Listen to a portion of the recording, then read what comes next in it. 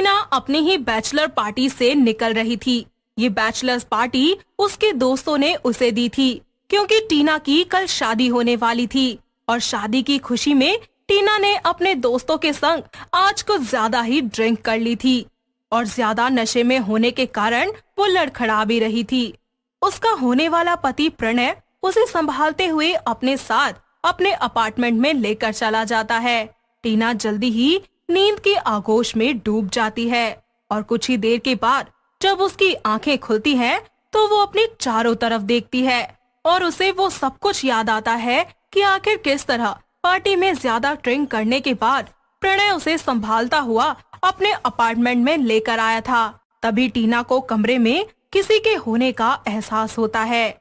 कमरे की dim light में उसे एक लड़का और लड़की पूरे पैशन के साथ एक दूसरे में खोकर किस करते हुए नजर आते हैं और वो दोनों कोई और नहीं बल्कि टीना का होने वाला पति प्रणय और उसी की कलीग यूसुफा होती है।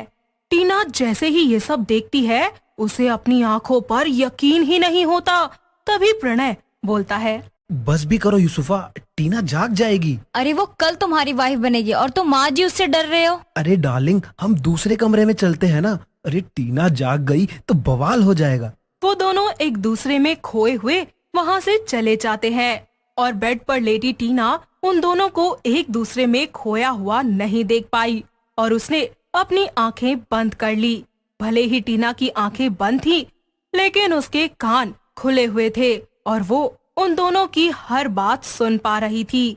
तभी यूसुफा प्रणय से बोलती है, नहीं प्रणय, मैं कुछ नहीं जानती, मैं यही करना चाहती हूँ उसके सामने। उनके सांसों की तेज आवाज और यूसुफा के शब्द सुनकर टीना आंखें खोलकर देखने का साहस करती है तो वो देखती है कि प्रणय और यूसुफा एक दूसरे के बेहद करीब है।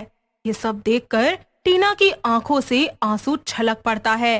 तभी उसे प्रणय की आवाज आती है, कम से कम बाथरूम में ही चलते हैं। वैसे भी बाथटब तो तुम्हारा फेवरेट प्लेस है ना। ठीक है फिर तुम बाथटब भरो, मैं अभी आई। प्रणय के जाते ही यूसुफा टीना की तरफ बढ़ती है।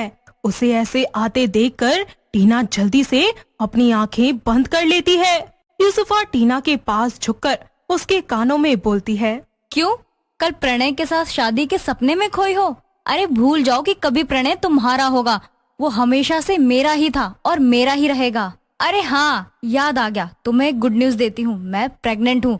और तुम्हें आइडिया तो लग ही गया होगा कि इस बच्चे का बाप कौन है। और कौन, अपना प्रणय। उप्स, यानी मेरा प्रणय। क्या तुम्हें अब भी लगता है कि प्रणय तुम्हारा हो पाएगा? यूसुफा